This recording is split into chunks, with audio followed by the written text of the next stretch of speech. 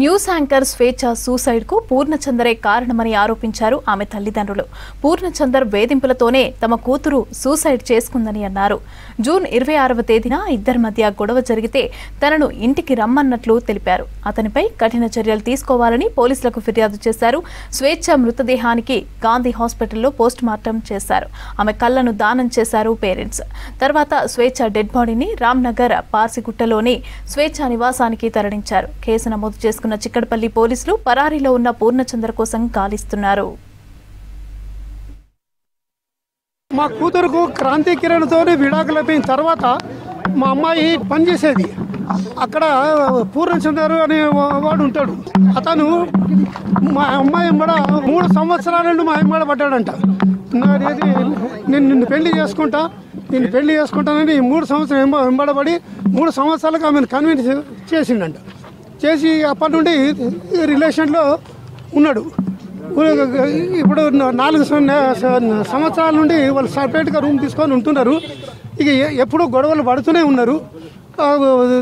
ఇక ఇట్లా గొడవలు పడి మొన్న 26 నాడు మా కూతురు, నాన్న నీకు నేను ఆయనతో ఉండలేను, నువ్వు వచ్చేసి రూమ్కు మాట్లాడటానికి అని చెప్పింది. నువ్వు వచ్చి పూర్ణచంద్రతో మాట్లాడమనంటే నేను సింగిల్గా మాట్లాడినమ్మా, నువ్వు ఉండు, మీ ఇద్దరితో కలిసి నేను మాట్లాడతా అని చెప్పి ఇంటికి వచ్చేసి కూతురుతో ముందు మాట్లాడితే నాన్న ఇక నేను ఉండను, కరెక్ట్గా నిర్ణయం చేసేసుకున్నా, మళ్ళీ నువ్వు ఆయనతో మాట్లాడేటప్పుడు మళ్ళీ నువ్వు అడ్జస్ట్ చేయడానికి నువ్వు ప్రయత్నం చేయొద్దు నాన్న అని అన్నది.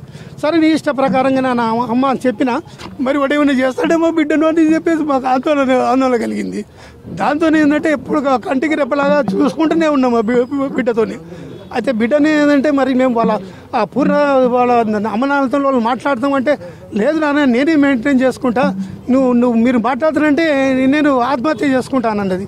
బిడ్డని ఆత్మహత్య చేసుకోవడం మాకు చూడలేము, నువ్వు ఎట్లన్నా ఉంటే నువ్వు బతికుంటే చాలు, నిన్ను వెనకకెళ్ళి మేము చూసుకుంటుంటాం బిడ్డని.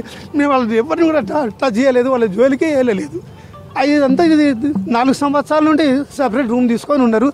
ఇక మొన్న 26 నాటి ఇట్లా మాట్లాడుకున్న తర్వాత ఇక నేను మాట్లాడేసేసి వెళ్ళిపోయిన తర్వాత మాతో మాట్లాడి ఆమె డ్యూటీకి వెళ్ళింది. పాప నాకు మళ్ళీ ఫోన్ చేసింది. తాతయ్య అమ్మ డోర్ తీస్తలేదు అని చెప్పింది. చెప్పగానే ఏంటంటే నువ్వు వెనుకకు రా తాతయ్య అనగానే వెనుకకు వచ్చినా నేను వచ్చాక 8:30 అయింది. అప్పటికే అంటే ఇక నేను వచ్చే వరకే కింద ఉండే వాచ్మెన్ వాళ్ళు పైకి వచ్చిన తర్వాత వాళ్ళు దొబ్బితే ట్రై చేయలేదు. కాకుండా ఉంటే 2 యువకులు ఉంటే అట్లనే రెంట్కుంటే వాళ్ళు పిలిస్తే వాళ్ళు వచ్చి డోర్ను బలంగా గుద్దితే లోపల బోల్టు ఇరిగిపోయి డోర్ తెరుచుకుని వాళ్ళు బయటకు వెళ్ళి ఆమె లోపల డోర్ పెట్టుకోలేదు. బయటకు వెళ్ళి చూడగానే శవం వేలాడుతున్నది అని వాళ్ళు భయానికి బయటనే ఉన్నారు. అప్పటికే 8:30కి నేను కరెక్ట్గా వచ్చినా, నేను పోగానే చూసే వరకు శవం